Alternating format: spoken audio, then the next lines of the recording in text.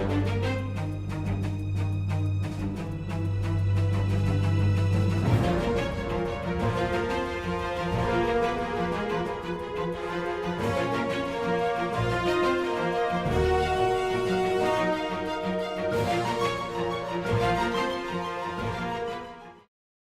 nerds, and welcome to Theories and Conspiracies. So this week I'm doing something a little different. There's only going to be one video this week, and I'm going to talk about both Flash and Supergirl.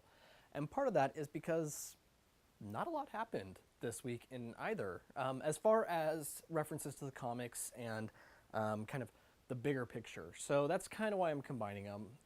There wasn't really enough to do two separate videos. So we're going to start off with Supergirl. Supergirl, as far as different references from the comics, things like that, I just didn't see anything. That being said, it was a good episode, but I feel like they knew this episode was going to be sad because you had the ending of Maggie and Alex, and they thought, let's just really stick it to the audience and make them cry, and have an episode full of sick children. So you had the breaking up of kind of the one strong relationship on the show, and then you had an entire episode full of sick parents, or sick children, and their parents going out of their minds trying to make sense of what's happening. So that was, a very, very, sad, and they really just wanted to get the audience to cry. But, I tried looking into things like the chemical company that Morgan Edge previously had owned. Couldn't find any reference to that in the comics. Mind you, Morgan's plan, I don't know how everyone isn't just like, yeah, that was Morgan Edge. A guy with a pretty public vendetta against Lena Luthor, and a company that he formerly owned is now responsible for poisoning and framing Lena. It seems like it wasn't a well thought out plan, and then he leaves the evidence there. He doesn't do anything to try and, get rid of the pool, like maybe damage it in a way also, so they had to drain it. It just seems like a really poorly thought out plan. So, yeah, that's all that's really there. I mean, we did see Samantha is now learning more about that something is up with her because she realized she's bulletproof. But that's about all we're getting. They could be foreshadowing something. You have the final moment where they're talking about being sisters, and so all three are going to, they're building a strong bond. It seems to be that they're foreshadowing that bond is going to be broken between them somehow, whether it's however Samantha turns into Rain and what that does. But this new sisterhood could be in jeopardy. Now, knowing that, Kara and how she treats things, it's going to break, but it'll be healed again. The one line I did like is that Lena does claim that Kara is a terrible liar and she, can't hide anything from her, which I choose to mean that she knows. Just like her mom knew, just like Kat knew, Lena knows that she's Supergirl. I don't think she's blind to that fact, but I think it's another case of I have to let her pretend to be someone else in order to let her keep doing it, because that's been an issue in the past. So that was Supergirl. Moving on to Flash. There was some stuff from the comics this week, but even then, it's just very, very small. So first off, Drunk Barry is great. We will probably never see Drunk Barry again, but he was outstanding in the bar yelling, "I'm the Flash." And then he's sitting there, and Joe asks him what's up with him. He's like, "Oh, I just went and got peanuts." And he's like, "No, you didn't." It's like, "How do you know?" Drunk Barry is an excellent character. But what about the actual storyline? So Amonette Black, I've talked about her in the past, how she has the ability to kind of manipulate metal with organic, like kind of molding them together. The way we saw her powers wasn't really how it is in the comics, but it was good. It was a better way of doing it for a TV show, and I gotta say I liked how she used the power. She was a great character. She was fun. I liked the gauntlet, the shield, shooting it. The carrying around a bucket of the specific type of metal was really stupid.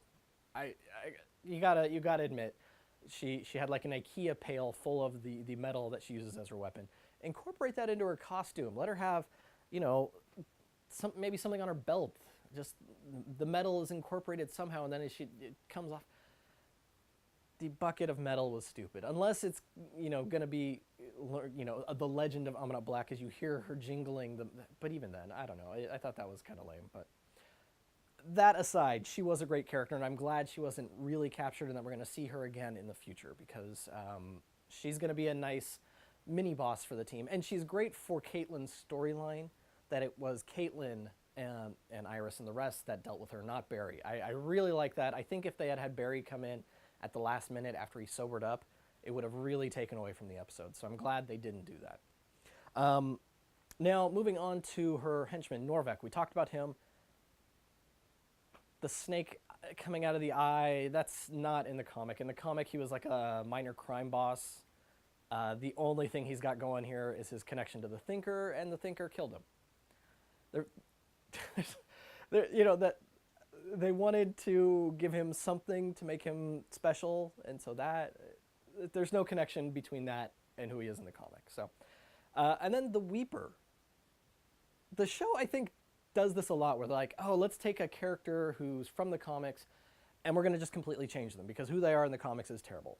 So the Weeper, there were two people that actually used that name. It was a father and son. So the first guy, the father, he basically used, he lied to a lot of people. When he became a crime boss, he would go to families and lie to them, saying that a loved one died in order to case their house, and then he would rob it. And he didn't do this alone. He had a group of guys. He basically put out a help wanted ad, kind of, for really, really depressed guys who felt jaded by life and that life was unfair to them. And so he picked the 10 most angsty, upset, frustrated, depressed guys, and he called them the Bitter Men.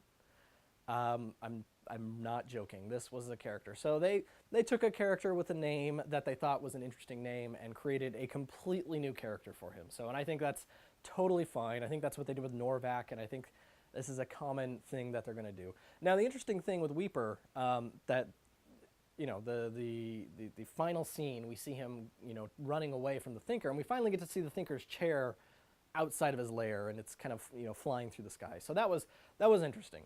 But again, the Weeper, nothing similar to the comics. So what do you think's going on? What possible use could the Thinker have for the Weeper's ability of making this kind of a love drug, this like liquid E almost? What do you think? And what did you think of these two episodes? Did you like Supergirl? Are you okay with how they ended Maggie and Alex? I actually am. I'm glad they didn't kill her, which is often how these shows do it. I've said that before, and I'm going to continue saying it. Killing her would have been a terrible, terrible move, and I'm glad they didn't. So I'm happy with how they did it, because then we can still get her back in different ways. Yeah, let me know what you guys thought. And next week I will be back most likely with 2 episodes, unless it's another week like this. But I am expecting both episodes to have a lot of stuff moving forward. So until next time, guys, I'm Brian from Good Nerd Bad Nerd, and this has been Flash and Supergirl, Theories and Conspiracies.